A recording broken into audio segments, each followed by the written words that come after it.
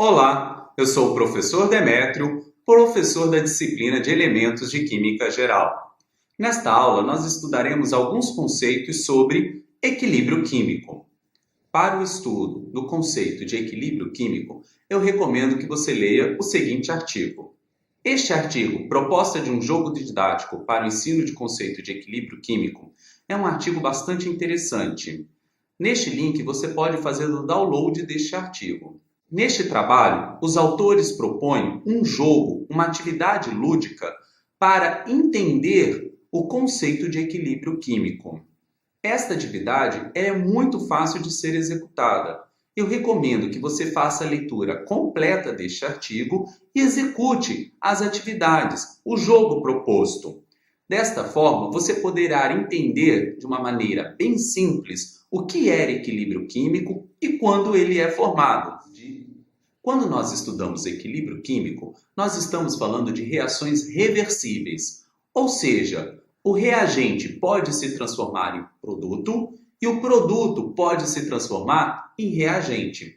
As reações reversíveis ocorrem simultaneamente e o equilíbrio é dado quando a velocidade da reação direta é igual à velocidade da reação inversa.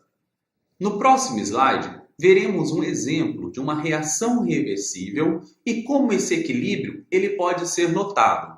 Na reação com monóxido de carbono, que é incolor, com dióxido de nitrogênio, que é um vermelho castanho intenso, formam dois produtos incolores, o dióxido de carbono e o monóxido de nitrogênio. Porém, ao fazer esta reação, com o tempo percebemos que a solução final ela não é incolor, ela é de um vermelho castanho fraco. O mesmo acontece se fizermos o contrário. Se pegarmos o dióxido de carbono e o monóxido de nitrogênio, que são incolores, no final não teremos um vermelho castanho escuro, e sim uma situação final de vermelho castanho fraco. E aí a pergunta é, por que não ficou totalmente incolor? Ou, por que não ficou totalmente vermelho intenso? Podemos avaliar este fenômeno em relação com o tempo de reação. No primeiro momento, antes da reação começar, nós tínhamos 1 mol de monóxido de carbono e 1 mol de dióxido de nitrogênio. Por isso, a coloração era castanho, vermelho castanho escuro. Em 40 minutos de reação, a quantidade de reagentes e a quantidade de produtos permanece inalterada, significando que a reação ela entrou num estado de equilíbrio. Quando a reação é reversível e o sistema é fechado, é de se esperar que a reação não vai acontecer 100% em um único sentido. Por isso, entra em equilíbrio. Graficamente, também podemos ver como o equilíbrio é atingido. Podemos perceber que a concentração dos reagentes vai diminuindo em função do tempo, enquanto que a concentração dos produtos vai aumentando em função do tempo.